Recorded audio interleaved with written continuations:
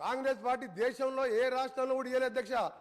రైతులకు 7 గంటల నుంచి 9 గంటల ఉచిత కరెంట్ అనేది ధైర్యం చేసి మేనిఫెస్టోలో పెట్టి ఇచ్చి చూపింది కాంగ్రెస్ పార్టీ. అప్పుడు ఏ రాష్ట్రంలో లేదు భారతదేశంలో. అప్పటి మా కాంగ్రెస్ ప్రభుత్వం రాజశేఖర రెడ్డి గారు సోనియా గాంధీ తోటి కొట్లాడి మేనిఫెస్టోలో పెట్టించి ఫ్రీ పవర్ అని చూపించినాం. అంతకుముందు చంద్రబాబు నాయుడు గారు కరెంట్ ఇస్తారని మహిళలుగా ఉన్నాం. పవర్ పొజిషన్ అప్పుడు ఎట్లుండే, మా ప్రభుత్వంలో ఏ విధంగా ఉండే.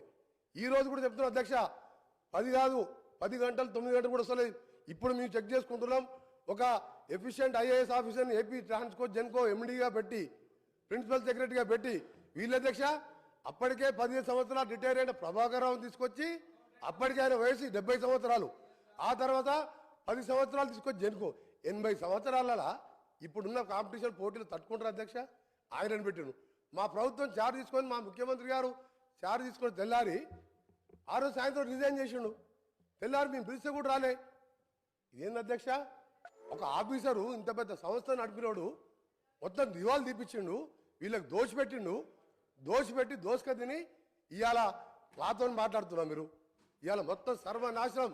ఏ డిపార్ట్మెంట్ అధ్యక్ష, నిన్న సివిల్ సప్లై మినిస్టర్ గారు చెప్పిను అది 60,000 కోట్లు. ఇది ఇవాళ చూస్తే ఓడి తినేది అధ్యక్ష. ఇది లాస్ కాదు, మ్యాన్ మేడ్ మిస్టేక్స్ అధ్యక్ష, మ్యాన్ మేడ్ మిస్టేక్స్. ఇది ఎవరితో కావాలని జరిగిన నష్టం కాదు అధ్యక్ష. చెప్తా ఎటర్ పోతాం, అన్ని పోతాం. మీరు తినేదంతా కక్కిపిస్తాం. మీరు అనుకుంటారు ఇవాళ మీరు వదిలిపెడతాం అనుకుంటారు అధ్యక్ష. ఇవాళ గౌరవ ముఖ్యమంత్రి గారు చార్జ్ తీసుకోగానే ఫస్ట్ మీటింగ్లోనే రివ్యూ చేసుకొని అరే ఆగవే సార్ వీళ్ళు కరప్షన్ అంటే భయపడుతుంది సార్. ప్రతి కరప్షన్ అంటే భయపడుతుండ్రు ప్రతి విషయంలో సార్. ఒకరి విషయం సార్ చాలా ఇంపార్టెంట్ సబ్జెక్ట్ సార్. వీళ్ళు ఏంటంటే దొంగలు అది కాదు సార్, దొంగలు అనగానే భుజాలు తడుకుంటారు సార్ వీళ్ళు. సార్ ఇంపార్టెంట్ సార్ ఇది. తెలంగాణ రాష్ట్ర రైతులకు సంబంధించింది. రాష్ట్ర రైతులని గౌరవ సభ్యుడు ఈరోజు సభ్యులని సభని తప్పుదో పట్టిస్తున్నారు కాబట్టి చెప్తున్నా. మీరు ఒకటే చెప్తున్నా సార్, ఈ రోజు ఒకటే చెప్తున్నా, నువ్వు 10-12 గంటలు ఎక్కువ ఇవ్వలేదు. మేము త్వరలో నేను ఒకటే చెప్పిన సార్, మీరు ఇవాళ ఒకటే మీరు మాట్లాడకండి. నేను స్పీకర్ గారితో మాట్లాడుతున్నా సార్. ఒకటే సార్ కన్క్లూడ్ చేస్తున్నా సార్. నేను ఒకటే చెప్తున్నా సార్, మీరు 24 గంటలు 20 మభ్య పెట్టింది సార్. 9 గంటలు ఎక్కువ లేదు. మేము ఒకటే చెప్తున్నాం సార్. ఈ రోజు మీరు చెప్పిన మాటలన్నీ కూడా పూర్తిగా రికార్డులకి వెళ్తుంది సార్. ఆయన ఎప్పుడు అంటే 24 గంటలు నిన్నాడు. లాగ్ బుక్ పంపించాలి సార్. లాగ్ బుక్స్ లో ఉన్నాయి కదా, భయపడి లాగ్ బుక్ ఎందుకు తెప్పించిండు? రాష్ట్రం అప్పుల పాలైంది. తెలంగాణ ప్రజలకు కొత్త ప్రభుత్వం సమాధానం చెప్పాల్సిన అవసరం ఉంది.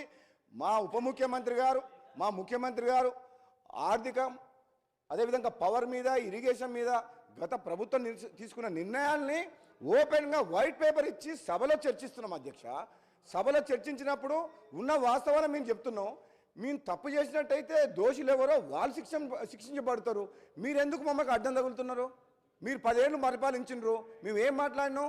మీరు తీసుకున్న నిర్ణయాల వల్ల ఈ రాష్ట్రం అప్పుల పాలైంది. కాబట్టి దయచేసి మీరు తొందర పడకండి, ఓపికతో ఉండండి అధ్యక్ష. అదేవిధంగా అధ్యక్ష, నేనేమంటున్నా, యాదాద్రి పవర్ ప్లాంట్ కావచ్చు,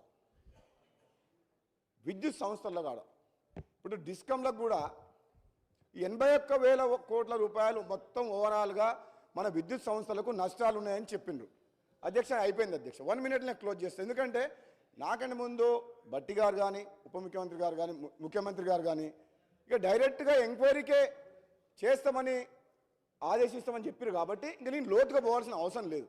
కాకపోతే అధ్యక్ష, 81,000 కోట్లు కాదు, ఈ డిస్ట్రిబ్యూషన్ కంపెనీస్ కూడా అన్అఫీషియల్గా 35,000 కోట్ల రూపాయలు ఈ ప్రభుత్వం బాకీ ఉంది. 24 గంటల కరెంటు ఇవ్వాలని, రైతులకు ఇవ్వమని మేము కూడా కోరుకున్నాం. ఆ 24 గంటల కరెంటు ఇచ్చే విషయము ఎక్కడ కూడా అఫీషియల్గా ఫుల్ బోర్డులో పర్మిషన్ తీసుకోలేదు, అప్రూవ్ చేయలేదు. గవర్నమెంట్ కూడా ఇటువంటి జియో ఇవ్వకపోవడం వల్ల ఆ డిస్ట్రిబ్యూషన్ కంపెనీస్ కరెంటు సప్లై చేసినా సరే వాళ్ళ నష్టాలను లెక్కలు తీసుకోలేదు ఇప్పటి వరకు. ఆ నష్టాలను కూడా లెక్కలకు తీసుకుంటే రెండు డిస్ట్రిబ్యూషన్ కంపెనీలు, నార్త్ అండ్ సదర్న్ డిస్ట్రిబ్యూషన్ కంపెనీస్కు 35,000 కోట్ల రూపాయలు, ఈ 81,000 కోట్ల నష్టానికి అదనంగా 1,16,000 కోట్ల రూపాయలు అవుతాయి అధ్యక్ష. ఇది ఆన్ రికార్డ్ చెప్తున్న అధ్యక్ష, నేను స్టడీ చేసి చెప్పిన. గతంలో కూడా నేను చెప్పిన, శాసనసభ్యునిగా ఉన్నప్పుడు మీరు అనవసరంగా తక్కువ రేటుకు మార్కెట్లో పవర్ దొరుకుతుంది, మనకు సిక్కు యూనిట్లు ఎన్సీఎల్టీకి పోయిన పవర్ ప్లాంట్స్ ఎక్కడ ఉన్నాయి, తక్కువ రేటుకి ఎన్సీఎల్టీకి పోయి మన తెలంగాణ గవర్నమెంట్ పార్టిసిపేట్ చేసుకొని ఆ పవర్ ప్లాంట్ తీసుకొని వేరే రాష్ట్రాల్లో కూడా పవర్ ప్రొడ్యూస్ చేసినా సరే పవర్ గ్రిడ్ ద్వారా మనం తెచ్చుకోవచ్చు. యాదాద్రి పవర్ ప్లాంట్ అనేది 250 కిలోమీటర్ల నుంచి బొగ్గు తీసుకొని పోయి మిర్యాలగూడలో పెట్టి ఆ ప్రాంతం పొల్యూషన్ చేసి ఆ ట్రాన్స్పోర్టేషన్ ఛార్జెస్ వేస్ట్. జనరల్గా పవర్ ప్లాంట్స్ అనేది పిట్ హెడ్ మీద, అంటే ఎక్కడైతే బొగ్గు గనుందో బొగ్గు బాగుందో దాని పక్కన పెట్టాలి. ఇది ఎంత అవగాహన అనాలోచితంగా తీసుకున్న నిర్ణయం అంటే మిర్యాలగూడలో 4000 మెగావాట్ల పవర్ ప్లాంట్ బొగ్గుకు 250 కిలోమీటర్ల దూరం తీసుకురావడం అనేది తప్పు నిర్ణయం. దానివల్ల వేల కోట్ల రూపాయలు మన ప్రభుత్వానికి, మన ప్రజల సొమ్ము వేస్ట్ అయిపోయింది అధ్యక్ష. ఇటువంటి నిర్ణయాలు తీసుకున్నప్పుడు ఈ పవర్ మినిస్టర్ జగదీశ్వర్ రెడ్డి గారు ఇంకోరన్నా అధికారులు కానీ చర్చించి విశ్లేషణ చేసి డిబేట్ చేసి డిస్కస్ చేసి ఉంటే ఈ తప్పిదాలు కాకపోయింది. ఆనాడు ముఖ్యమంత్రికి ఎదురు చెప్పే సమాధానం చెప్పే మనుషులో లేరు, అధికారులు భయపడేవాళ్ళు, ఎమ్మెల్యేలు మంత్రులు ఆయన దగ్గర పోయేవాళ్ళు కాదు. ఇటువంటి ఒక నియంత పరిపాలన టైపు ఆ 10 ఏళ్ల పాటు ఉన్న నిర్ణయాల వల్ల ఈరోజు అరే కూర్చో ఈరోజు ఈ రాష్ట్రం ఈ మిగులు బడ్జెట్తోటి ఎన్నో ఆశలతో వచ్చిన ఈ రాష్ట్రం జీతాలు ఇవ్వలేని పరిస్థితి. ఈ పరిస్థితి కారణం ఎవరు అధ్యక్ష? వీళ్ళు కాకపోతే ఇప్పుడు కనీసం మాకు మంచి సలహాలు సూచనలు ఏమంటే చేసిన తప్పులు సరిదిద్దుకొని ముఖ్యమంత్రి గారు చెప్పారు, క్షమాపణ చెప్పినా కానీ వదిలేస్తామని చెప్పిండ్రు. అది బానేసి ఎదురుదారికి తిరగడమైంది, చాలా తప్పు. మళ్ళా సోదరులందరికీ కూడా చెప్తున్నా, ఇప్పుడు 10 ఏళ్ల పాటు కొన్ని తప్పులు జరిగినాయి. మన ఆశలు, తెలంగాణ ప్రజల యొక్క కోరికలు, విద్య కానీ వైద్యం కానీ ఇండ్లు కానీ ఏం నెరవేరలేదు. ఈ కాంగ్రెస్ ప్రభుత్వం పేదల ప్రభుత్వం, పేదల రాజ్యం వచ్చింది కాబట్టి మీరు సహకరించండి. మేమిచ్చిన హామీలన్నీ నెరవేరుస్తాం. ఆర్థిక సంక్షోభంలో ఉన్న తెలంగాణ రాష్ట్రాన్ని గాడిలో పెట్టే బాధ్యత కాంగ్రెస్ పార్టీ తీసుకుంటుంది.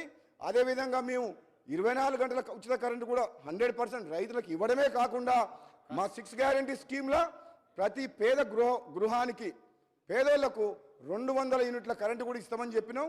తప్పకుండా అది కూడా ఇస్తామని చెప్పి తెలియజేస్తూ మీకు అవకాశం ఇచ్చినందుకు ధన్యవాదాలు అధ్యక్ష. Thank you.